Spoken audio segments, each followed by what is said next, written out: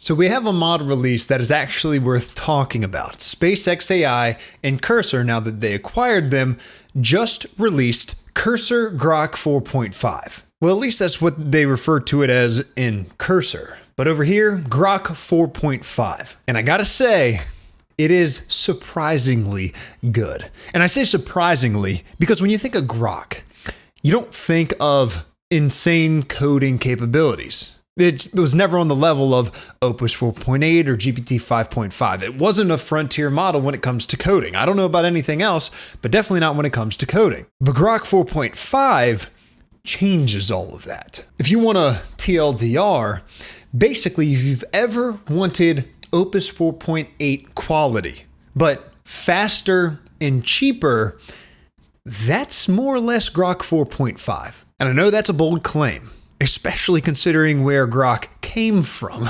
But there's very good reason as to why Grok 4.5 is so much better than its predecessor, 4.3. And trust me, I'm just as surprised as all of y'all to hear that. It is fast, it is cheap, it is capable, and I have to make this disclaimer. Cursor did not pay me for this video, PostHog did. So you already know PostHog is my favorite tool for analytics and feature flags and session replays, and the list goes on.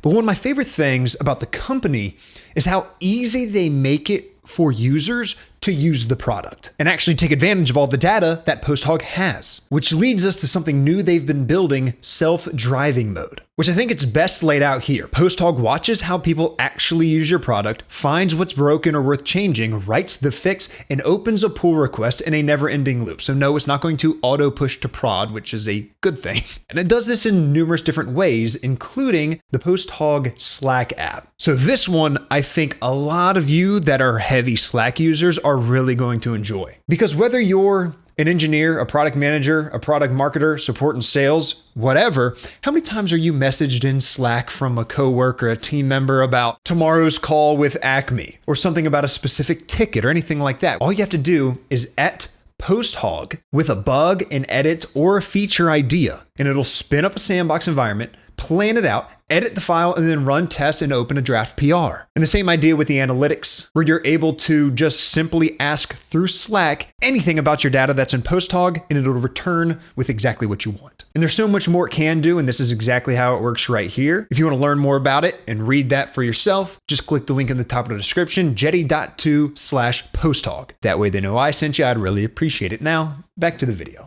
So I've been coding with Grok 4.5 quite a bit in a handful of different code bases. There's TypeScript, there's Rust, there's some fun one-shot things that I put this one up against Fable 5. In an instance where Grok 4.5 completed a task that Fable 5 failed at 6 or 7 times in a row. But there are a few other things that we have to talk about first. And that is, what is Grok 4.5? So as Cursor says it, we're releasing Grok 4.5 together with SpaceX AI, our most intelligent model and the first we've built for more than software engineering. So unlike Composer 2.5, which is strictly coding focused, Grok 4.5 is more like how you know Grok, which is a multi-purpose AI model. So it can handle difficult long-running tasks that require creatively using tools to solve problems, whether in software engineering, data science, finance, legal work, or anything else you do on a computer. And then you see the benchmarks here on both blog posts, because SpaceX AI posted one and Cursor posted one. But if you've been following me for any period of time, you know that I think benchmarks are mostly nonsense, especially the Sweetbench ones, particularly lately, because these benchmarks can be gamed. And there can also be some sort of unintentional or intentional misguiding or even contamination, which is precisely why you do not see Cursor benchmark on this page, even though Grok 4.5 High performed better than Fable 5 and a whole lot cheaper than Fable 5 and basically every single other model. So why wouldn't they include it? Well, it turns out Grok 4.5 has an advantage on Cursor Bench because an earlier snapshot of the Cursor codebase was accidentally included in training. Now they don't know what the exact impact was of this, how much it helped Grok 4.5 on Cursor Bench, but that data has been removed for future models, and in parallel, we are working on a larger update to Cursor Bench, hence the exclusion here. So that is just an example of how benchmarks are not the end-all be-all. Because as a developer, I'm sure you have looked at how a model performed incredibly well on these benchmarks, or maybe even bad on these benchmarks, just to actually use it in a real production code base and realize it's the opposite of what the benchmark said. It's actually way better than these other models, or way worse than these other models. That's why I don't really believe the benchmarks. But there is one that did catch my eye, and it is artificial analysis. They do the best job that I've found when it comes to benchmarks. And it's less about the numbers behind it and more about the jump that we saw from Grok 4.3 to Grok 4.5. It went from nearly the end of all of these benchmarks of human baseline, terminal bench, and banking score to the front of it, or at least in line with Opus 4.8, GPT 5.5, and models like it. And just based on me coding with it over the past 24 hours or so, I agree with that lineup. It is in line in terms of coding capabilities. I'm not going to speak to any of the other capabilities because I haven't tested it there yet, but in terms of coding capabilities, that it is in line with Opus 4.8 and GPT 5.5. It just so happens to be faster and cheaper. Because as you can see, Grok 4.5 is priced at $2 per million input tokens and $6 per million output tokens. And just to put that in perspective, if we want to come over and see how expensive Opus 4.8 is, it is $5, over double, $5 per million input tokens and $25 per million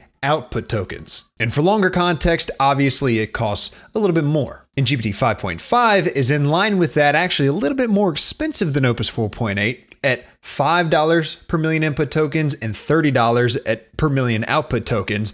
And you may be confused. There's no way GPT 5.5 is more expensive than Opus 4.8. But on paper, it kind of is.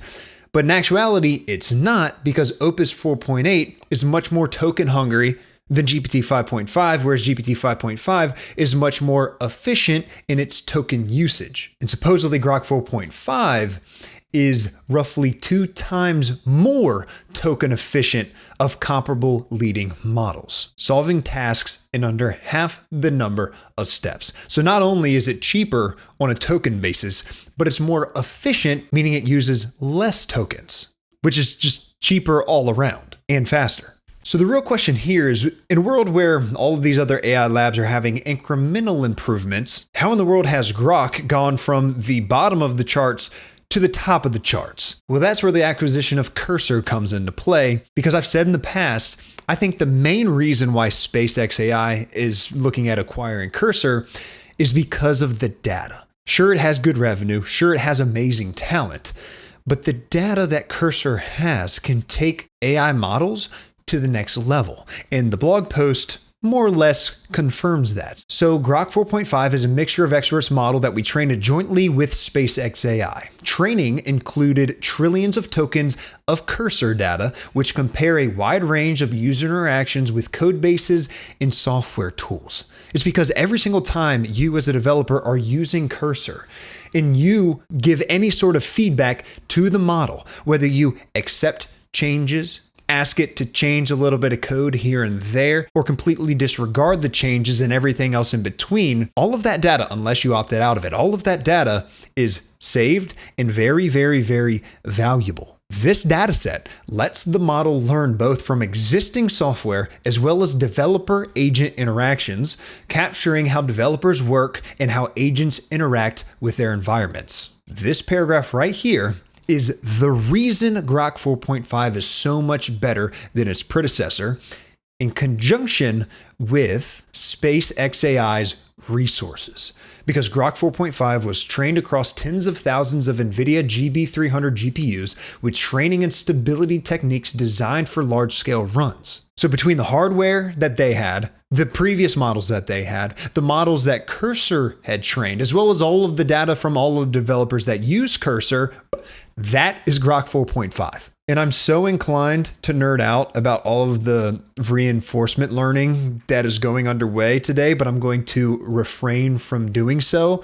It's just back when I was creating algorithms for reinforcement learning, it was a whole lot different than how they're using it today, and it is just fascinating to me. But maybe I'll make another video on that topic all by itself. But how good is it actually at coding? Well, that's what we're doing now. So I want to start off with an example where Grok 4.5 completed the task that Fable 5 failed to complete 6 to 7 times in a row. And it's in a Rust codebase that I'm trying to port from Mac OS to Linux so I can actually use it. It is a screen recorder built by my buddy OrcDev, and I was trying to get it working perfectly so I could record this video on it, but no, I'm using OBS Studio at the moment. And I mention that because I jumped the gun calling this a Rust change. It is a Rust code base, but it is also an Electron app.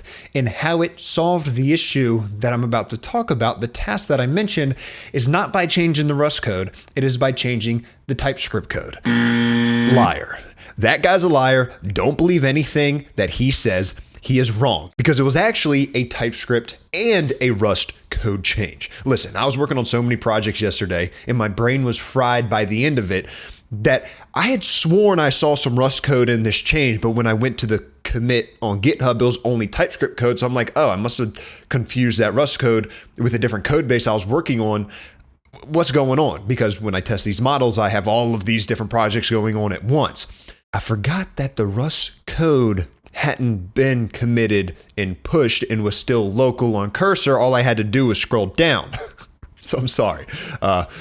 We'll get to the Rust code after we take a look at the TypeScript diff and I talk about and showcase the actual issue that I was having. So back to me yesterday. So basically the issue was that it felt like the sources either weren't being captured correctly and or the preview definitely wasn't working here. See right here, you can see that it's previewing this entire screen. That's what's going to be recorded. But before, it was just a rainbow screen with these weird like glitches in it. And supposedly it was the preview. The rainbow preview was a wiring bug, not a missing capture. So the capture was supposedly all good. And what Grok 4.5 did was point the software preview at live JPG and pull it at 15 FPS, skip the preview live start on Linux so FFmpeg doesn't overwrite compositor frames, rename the portal source, and then lazy load Electron updater so it doesn't crash before app is ready. So is it a perfect fix? No, but it was able to actually get a preview shown, whereas Fable 5, it just simply wasn't. And if we look at the diff, you can see exactly what it changed. A lot of this app updater, get auto updater type of code throughout all of the TypeScript. This is the inline software preview that we have here, and then rendering the preview via live.jpg. And speaking of live.jpg, that's where the Rust code comes into play. Whereas this block right here publishes one JPEG to the latest frame slot and the MJPEG broadcast, so both the live JPEG and live MJPEG files stay in sync. But there's also some code changed up in compositor.rust, which is just saying announce live equals false, and then making this code change right here to support the preview publish change that we just went over. And then there's a little MJS change down here, but it was really just to have MJPEG be in sync so that both endpoints show the real composited scene. So is it the most amazing Rust change in the world or TypeScript change in the world or Rust code in the world? No. However, it does feel good to be able to prompt Grok 4.5 and get it to complete a task within, I don't know, maybe a couple minutes at most, where Fable 5 was struggling, and you know how long Fable 5 takes, prompt after prompt after prompt. Now, I'm not saying that's a regular occurrence. It's not, but it is a unique occurrence that I wanted to showcase in this video. But it's not the only thing I wanted to showcase in this video. I also wanted to showcase some more Rust and then a little bit of TypeScript, which I did the Rust yesterday. So back to me yesterday. So how about we actually look at some Rust code? So I am building a Java tool in Rust, funny enough. And I'm not going to go entirely into it, but the basic idea is that it's a single static binary that manages your JDKs and resolves your Maven dependencies natively. I'm building UV for Java. That's what I'm doing. And I had Grok 4.5 complete phase 2 of that project, which is the toolchain manager. It's a part that finds JDK from an API, downloads it, verifies the checksum, installs it, pins it per project, and activates it in your shell. So I gave Grok 4.5 all of that, which is probably not the best way to use a Grok 4.5, but I wanted to see how it did anyway. And it had 24 tests, and all 24 tests passed. It compiles first time. Clippy is completely clean. And if you didn't look at the code and you just, wanted to see the CI output, vibe coding, you're good. Which I may have done that on the Linux port of the other project, but I'm not going to do that on this project. So what I did was something that is very popular. I read the code. And this is thousands of lines of code. We're not going to go through all of this. I pulled out a couple of different things. So first I want to show you where it did a genuinely good job. This function here, it picks which JDK package to install from a list of results that come back from an API. And what it does is it sorts the candidates. And what we'll see right here on line 79 is that is a stable tie break on the package ID. And the reason that matters is that the Foo.j API, which is the API that this calls, it doesn't guarantee the order of its results. So if we didn't have this one line, you could run the exact same install command twice and get two different packages because they would be in different orders. And the whole reason for this tool is reproducibility. And if we scroll up here, you'll see that this was intentional by Grok 4.5 because as it says right here, Disco's own order is not stable. So we want this stable tiebreak on ID, which is what we have here. And while we're here, this whole selection policy right here, do you see that we're missing something here? Where are the nested if statements that AI has always loved to do? libc archive latest, it's all encoded as a tuple here. So for everybody who was complaining about Bun's Zig to Rust port and how it wasn't idiomatic because it was a one-to-one port, we can appreciate some idiomatic code right here. And also that blog post was just released. I'm not sure if I'm going to make a video on that just yet, but it's in the back of my mind. But where there's good code, there's also bad code. You see this function here, the whole point of this function here is to pick the best installed pin for a spec. So if you've pinned Java 21, it's going to pick the newest matching JDK you have installed for that. But do you see this code right here?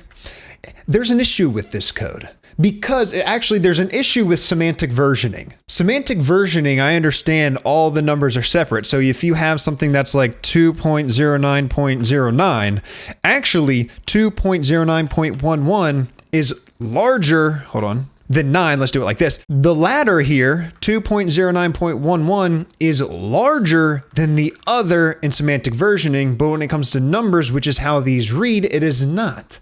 And do you know how this is reading the numbers as a string? Which means that if you have 209.9 and 209.11 installed, it's going to choose 0.9 because it thinks it is the greater Java version when in fact it is not. So that is an issue.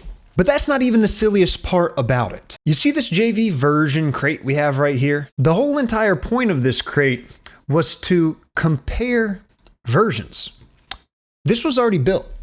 So what it should have done is come in here and affect more or less pointed to that crate. Instead, Grok 4.5 decided to do it this way. Okay, future me is back. I got pulled out of the office yesterday, so I couldn't finish the video, which is a good thing since I caught that error that I made. But I promised my kids I'd take them fishing. So we went fishing. We caught a fish, a nice bass, but now we're back to less important things because nothing's more important than spending time with your children and your loved ones. And because TypeScript is less important than Rust. So TypeScript is going to be the next code that we look at. Starting with this single line of code right here, just because it's something that I really appreciate that Grok 4.5 did. So this is in a file of reserved slugs in a project I've talked about. It's a link shortening, link intelligence platform that I just use myself. I'm not really like even selling anything, but I do have Stripe hooked up. I do have Clerk hooked up. And I mentioned that because it's very important. Because sometimes you want to redirect a reserved path. Most of the time, that's what you want to do in an instance like this, which is exactly what this file is for, but not with the API. Because a 302 makes most clients replay a post as a GET, which I found to break the Stripe and Clerk and other webhooks. And breaking these things is not a good thing. And I appreciate that it's using the existing reserved slugs set here instead of creating a second one, a parallel one, because I've seen AI do that a lot where actually, I think I just showed you in the Rust code. Didn't I show that yesterday? How something will already exist. Yeah, like the Java version code, and the AI won't use what already exists and create something new that's either just the same or wrong. And it wrote a handful of other decent code. I mean, this is just a small change, plus 93 minus 3. So most of it's fine.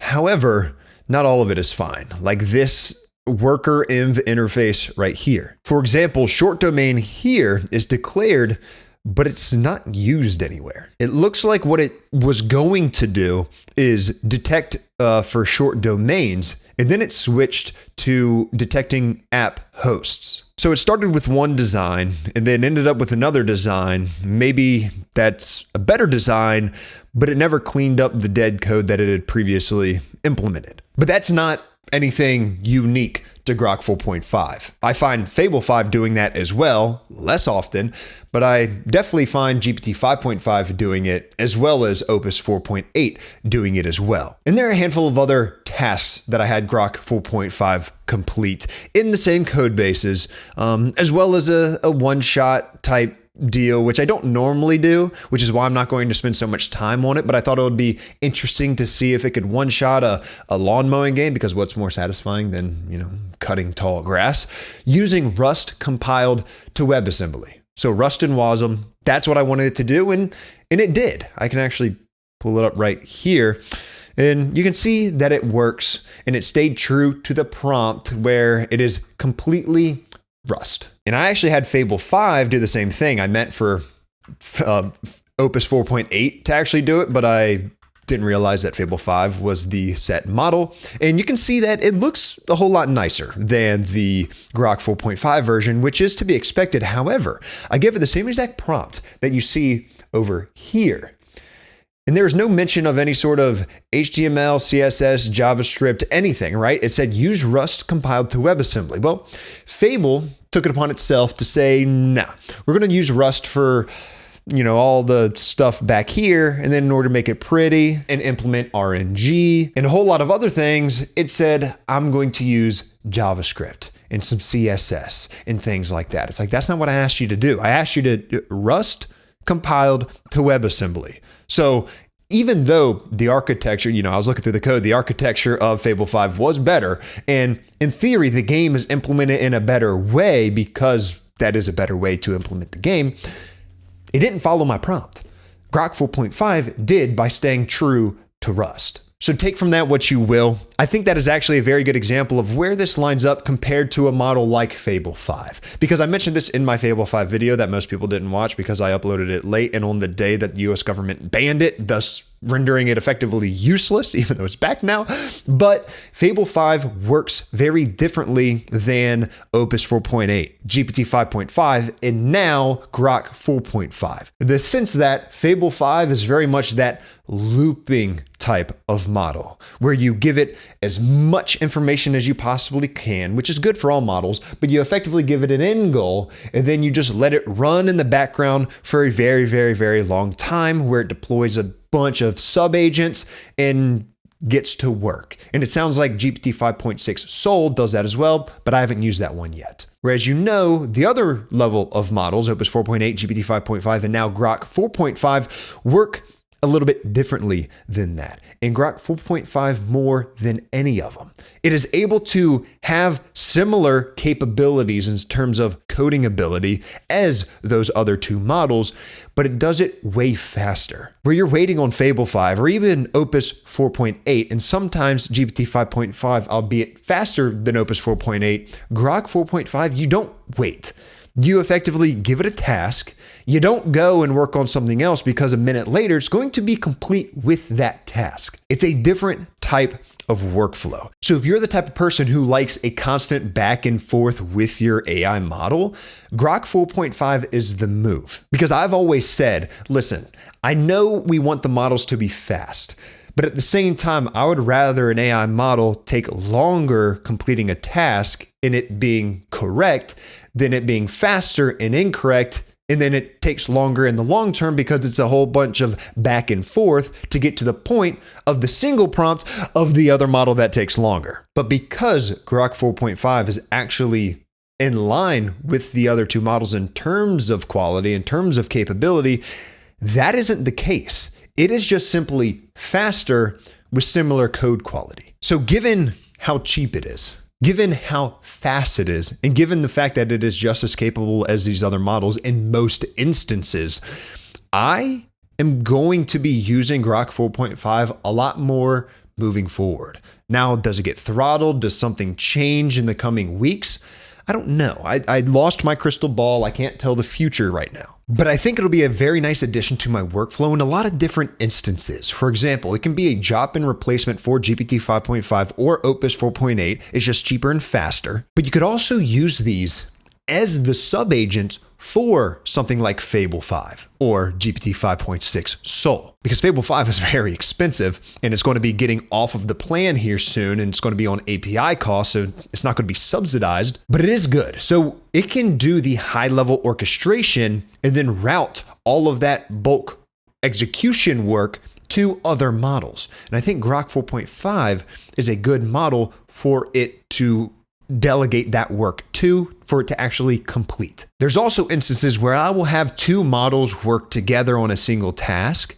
So I'll have Opus 4.8 and GPT 5.5 effectively working as pair programmers. I guess that's similar to just a drop-in replacement for one or the other, but Grok 4.5 would be a very good pair programmer with one of these other ones. So long story long, there is another serious player in town. Google is not in the top 3 anymore. It is Anthropic, OpenAI, and SpaceX AI with the help of Cursor. But this is just one man's experience with the model. I'm interested to see what y'all's experiences are like, and I'm sure everybody else viewing this video is as well. So leave a comment. I never ask y'all to do this, but if you like the video, consider liking. If you like the channel, consider subscribing, and I'll see you on the next one.